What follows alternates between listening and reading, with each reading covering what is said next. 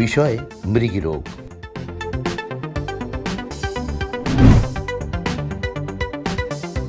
মৃগী রোগ বলতে আমরা কি বুঝি? সাধারণত মৃগী রোগ বলতে আমরা বুঝি এটা মস্তিষ্কের একটা স্নায়ুতন্ত্রজনিত সমস্যা। ওখানে অতিরিক্ত সংবেদনশীলতার কারণে এই সমস্যাটা হয়ে থাকে। মৃগী রোগে আক্রান্ত রোগীগুলো সাধারণত খিঁচুনি নিয়ে আসে আমাদের কাছে। তবে খিঁচুনি আর মৃগী রোগ এই দুটো জিনিস এক না। কারণ খিঁচুনি অনেক কারণে হতে পারে। খিঁচুনি জ্বরের কারণে হতে পারে, খিঁচুনি যদি আমাদের ব্রেইনে কোনো সংক্রমণ হয় সেটার কারণে হতে পারে, তারপর ব্রেইনে কোনো টিউমার থাকলে, টিউবারকুলোসিস হলে সেই ক্ষেত্রেও খিঁচুনি নিয়ে আসতে পারে। কিন্তু মৃগী রোগ সেটা আমাদের মস্তিষ্কের অতিরিক্ত সংবেদনশীলতার কারণে যেটা হয়ে থাকে সেটা হচ্ছে সাধারণত প্রাইমারি এপিলেপসি, যেটা বংশগত কারণ এবং অন্যান্য আরও অনেক ফ্যাক্টর থাকে এই মৃগী রোগের জন্য। মৃগী রোগের কারণগুলো কি কি? মৃগী রোগের কারণ সমূহের মধ্যে পড়ে আমাদের জেনেটিক কিছু কজ, মানে বংশগত কিছু রোগ আছে। যেমন ব্রেইনে যদি কোনো প্রোটিনের সমস্যা থাকে, সিস্টেটিন বি নামক প্রোটিনের কারণে অনেক সময় আমাদের ইডিওপ্যাথিক জেনারেলাইজড এপিলেপসি এরকম নিয়ে আসে। মানে যেটার কোনো কারণ জানা যায়নি, কিন্তু পেশেন্ট সাধারণত চারো হাত পা একসাথে কাঁপুনি নিয়ে খিঁচুনি নিয়ে আসতে পারে। আর কিছু থাকে হচ্ছে লাফোরা বডি ডিজিজ, এগুলোও হচ্ছে জিনগত সমস্যার কারণে। এই সমস্যাগুলো আমরা সাধারণত জেনেটিক স্টাডি করে তখন আমরা কনফার্ম করতে পারি। আর কিছু রোগ থাকে যেগুলো যাদের ছোটোকালে, বিশেষ করে বাচ্চাদের যাদের জ্বরজনিত খিঁচুনি হয় জ্বরের কারণে, সেটা সাধারণত 5 বছর বয়সের পরে ঠিক হয়ে যাবার কথা, কিন্তু কোনো কোনো বাচ্চাদের এটা পরবর্তীতেও হতে পারে। তো তখন আমরা এই রোগীগুলোকে এপিলেপসি বা মৃগী রোগী হিসেবে চিহ্নিত করি। আর সাথে মৃগী রোগের আরও কিছু কারণ আছে, সেগুলো হচ্ছে এই এপিলেপসি নিয়ে আসতে পারে যদি পূর্ববর্তী কোনো, মানে সেকেন্ডারি যেই কজগুলো, পূর্ববর্তী কোনো কারণে খিঁচুনি হলো, ওই জায়গাটায় পূর্ববর্তী কোনো কারণে স্ট্রোক হলো বা খিঁচুনি হলো, ওই জায়গাটাতে ড্যামেজ হয়ে যায়। অথবা জন্মের সময়, বাচ্চাদের জন্মের সময় যে বাচ্চাগুলো দেরিতে কান্না করে, পেরিন্যাটাল অ্যাসফিক্সিয়া বলি আমরা, ওই দেরিতে কান্না করার কারণে মস্তিষ্কের কিছু অংশ ওদের নষ্ট হয়ে যায় বা ড্যামেজ হয়ে যায়। তো ওই জায়গাগুলো, যে নষ্ট হওয়া অংশগুলো থেকে অতিরিক্ত সংবেদনশীলতার কারণে ব্রেনের, মানে নার্ভের, এই কারণে খিঁচুনি নিয়ে আসতে পারে। মৃগী রোগের লক্ষণসমূহ কি কি? মৃগী রোগের লক্ষণসমূহের মধ্যে যেহেতু মৃগী রোগ দুই ধরনের, একটা হচ্ছে আমরা ফোকাল এপিলেপসি বলি, আর একটা জেনারেলাইজড এপিলেপসি।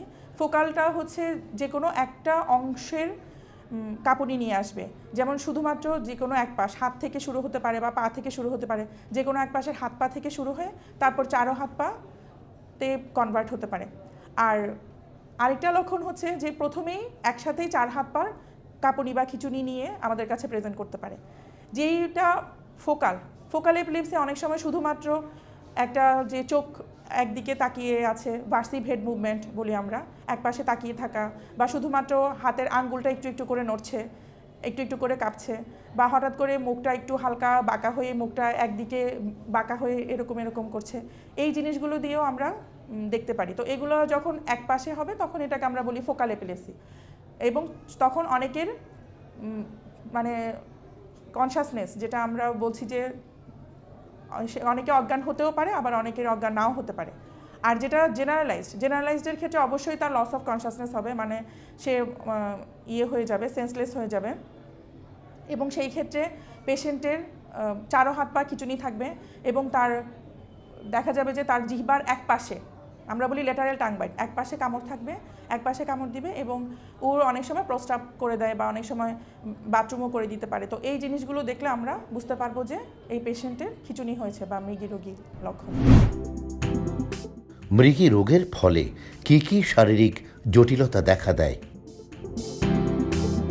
মৃগী রোগের কারণে অনেক ধরনের জটিলতা হতে পারে। যখন এক পাশে ওদের যখন হাত পাগুলো অনেক জোরে জোরে ভিগোরাস, মানে কন্ট্রাকশন হয়, অনেক জোরে জোরে কাঁপুনির কারণে অনেক সময় মাসেল ইনজুরি হয়ে যেতে পারে। এরকমও পেশেন্ট হয় যে অতিরিক্ত কাঁপুনির কারণে তাদের হাড্ডি পর্যন্ত ফ্র্যাকচার হয়ে গিয়েছে, হাড্ডি ভেঙে গিয়েছে, এরকমও দেখা যায়।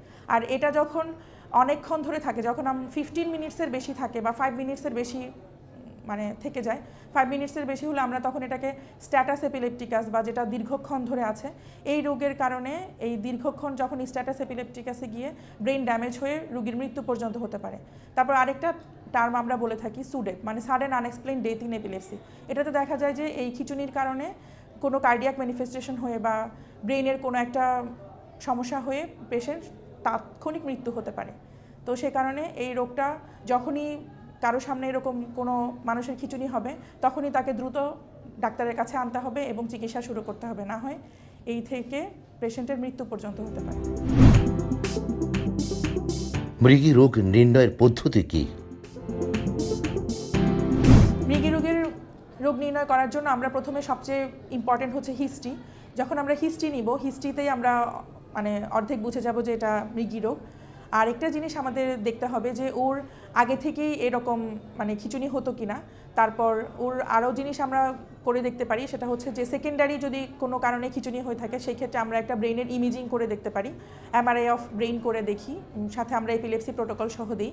ওখানে দেখলে আমরা বুঝতে পারবো যদি পেশেন্টের মানে একটা নির্দিষ্ট অংশে ব্রেনের আমরা টেম্পোরাল লোবে ওখানে যদি আমরা স্ক্লেরোসিস পাই তাহলে আমরা বুঝতে পারি যে এটা হয়তো ওর ইডিওপ্যাথিক এপিলেপসি বা যেটা জন্মগত কারণে এটা হয়ে থাকে। আর কিছু রোগ যেটা খিঁচুনির কারণ, টিউমারের কারণে খিঁচুনি হতে পারে, স্ট্রোকের কারণে খিঁচুনি হতে পারে, ব্রেনের সংক্রমণ বা ইনফেকশনের কারণে খিঁচুনি হতে পারে, তাহলে সেই জিনিসগুলো আমরা এই পরীক্ষার মাধ্যমে বুঝতে পারি। আর ফোকাল নাকি জেনারেলাইজড অথবা এই এপিলেপসির কারণগুলো বের করার জন্য আমরা সাধারণত ইলেকট্রোএনসেফালোগ্রাম EEG নামে একটা পরীক্ষা করে থাকি। এই EEG পরীক্ষার মাধ্যমে আমরা এই ধরতে পারি যে এটা কি ব্রেনের একটা নির্দিষ্ট অংশ থেকে উৎপত্তি হয়েছে কিনা, তাহলে আমরা এটাকে ফোকাল বলি। আর যদি জেনারেলাইজড সিজার পেয়ে থাকি তাহলে সেটার কারণে হতে পারে। আবার ব্রেনের কিছু মেটাবলিক কন্ডিশনের কারণেও খিঁচুনি নিয়ে আসতে পারে। কোনো কারণে ব্লাডের মধ্যে যদি ইউরিয়া নামক পদার্থের পরিমাণ বেড়ে যায়, অথবা আরও কিছু এনসেফালোপ্যাথি আছে, হেপাটিক এনসেফালোপ্যাথি, যেটা CLD রোগীদের মানে ক্রনিক লিভার ডিজিজের রোগীদের হয়ে থাকে, তাহলে এই জিনিসগুলো আমরা EEGর মাধ্যমে মানে ধরতে পারি। তো মেইনলি আমরা ইমেজিং, EEG আর সাথে হচ্ছে কোনো কারণে যদি রক্তের কিছু আয়ন আছে, এই আয়নের ভারসাম্যের যদি সমস্যা হয় তাহলেও কিন্তু এরকম খিঁচুনি নিয়ে আসতে পারে। তখন আমরা সিরাম ইলেকট্রোলাইট, এই রক্তের আয়ন ঠিক আছে কিনা সেগুলো দেখি। কোনো ইনফেকশনের কারণে হতে পারে, তাহলে আমরা CBC, ইউরিনারি ওই জিনিসগুলো দেখে আমরা নির্ণয় করতে পারি। মৃগী রোগের চিকিৎসা পদ্ধতি কী? মৃগী রোগ প্রথমে আসলে আমাদের পেশেন্টকে যদি প্রথমবার খিঁচুনি নিয়ে আসে তাহলে যদি অন্য কোনো স্ট্রাকচারাল কজ মানে ব্রেনে কোনো কিছু না পাওয়া যায় তাহলে প্রথমবার আমরা সাধারণত চিকিৎসা দেই নাই। প্রথমবার খিঁচুনিতে আমরা চিকিৎসা না দিয়ে পেশেন্টকে অবজার্ভ করি যে দ্বিতীয়বার হয় কিনা। তবে কিছু কিছু ক্ষেত্রে আমাদের প্রথম খিঁচুনিতেই বা প্রথমবারের অ্যাটাকেই চিকিৎসা দিয়ে দিতে হবে।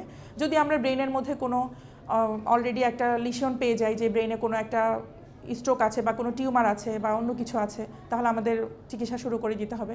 যদি EEGতে আমরা কোনো অ্যাবনর্মালিটি পেয়ে যাই ইলেকট্রোএনসেফালোগ্রামে, তাহলেও আমাদের চিকিৎসা দিয়ে দিতে হবে। এবং পেশেন্ট যদি প্রথমবারই স্ট্যাটাস নিয়ে আসে, 5 মিনিটের বেশি সময় ধরে খিঁচুনি নিয়ে আসে, তাহলে আমাকে ওর প্রথমেই চিকিৎসা শুরু করতে হবে। তো এই ক্ষেত্রে ফোকালের জন্য চিকিৎসা আলাদা, আর যাদের হচ্ছে সাধারণত 4 হাত পা একসাথে খিঁচুনি হয় যেটাকে আমরা জেনারেলাইজড বলি, সেটার ক্ষেত্রে চিকিৎসা আলাদা।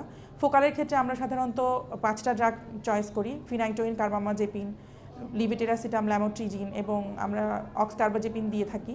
আর যদি জেনারেলাইজড হয়ে থাকে তাহলে আমরা ওদেরকে আরও 3টা ওষুধ দিই, ওইটা অবস্থা বুঝে, সোডিয়াম ভ্যালপ্রয়েট। এবং এই ক্ষেত্রে আবার আমাদের পেশেন্টের এইজও চিন্তা করতে হয়। যদি ওল্ড এজ পেশেন্ট হয় তাহলে তাদেরকে একরকম ওষুধ দিয়ে থাকি আমরা, আর যাদের বয়স কম তাদেরকে আমরা অন্যরকম ওষুধ দিয়ে থাকি। যারা হচ্ছে থাকে মানে রিপ্রোডাক্টিভ এজে মেয়েদের বিশেষ করে, তাদেরকে আমরা সাধারণত সোডিয়াম ভ্যালপ্রয়েটটা দিই না।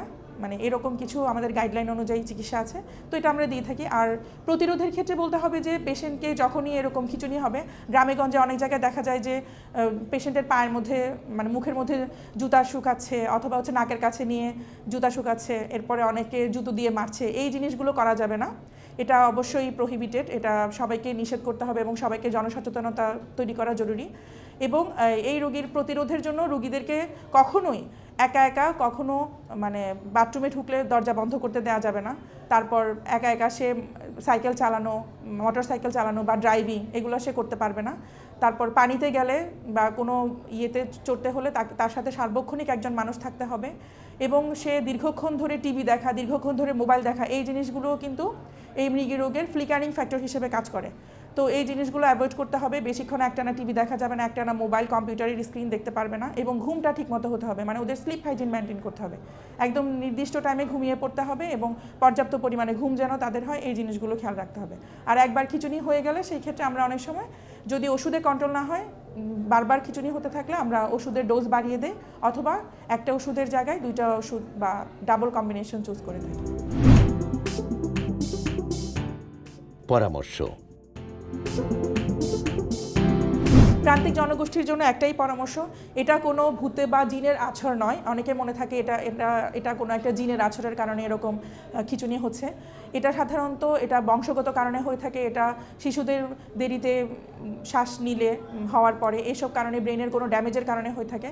তো যাদের এই রোগটা হবে তাদের দীর্ঘদিন যাবত ওষুধ খেয়ে যেতে হবে। তবে কোনো কোনো রোগীর ক্ষেত্রে আমরা ওষুধটা বন্ধ করে দিই।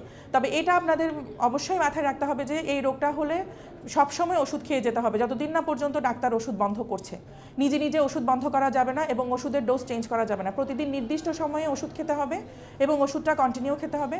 সাধারণত আমরা বলি যে 5-10 বছর যদি পেশেন্ট ওষুধ খাওয়ার পরেও 10 বছরে খিঁচুনি না হয়, তখন আমরা আস্তে আস্তে তাকে এপিলেপসি ফ্রি বা খিঁচুনি থেকে আরোগ্য হয়েছে বলে ধরে নিই। তখন আমরা আস্তে আস্তে ওষুধ বন্ধ করি এবং ওষুধ বন্ধ করার সময় আমরা আস্তে আস্তে ওষুধটা বন্ধ করি। তখনও রোগীকে অবশ্যই ফলো আপে আসতে হবে এবং যদি আবার কখনো খিঁচুনি হয় তাহলে আমরা ওষুধের ডোজটা আগের মতো বাড়িয়ে দিই বা ওইটাই কন্টিনিউ করি। তো আপনাদের এটাই মাথায় রাখতে হবে, যদি এই রোগটা হয় ওষুধ কখনো বন্ধ করা যাবে না, ওষুধ নিয়মিত চালাতে হবে ডাক্তারের পরামর্শ অনুযায়ী। যদি কখনো আমরা খিঁচুনি থেকে আরোগ্য হয়ে গিয়েছে বা মৃগীরোগ থেকে উন্নতি হয়ে মৃগীরোগ ভালো হয়ে গিয়েছে বলি, তখন এটা আস্তে আস্তে বন্ধ করা যাবে।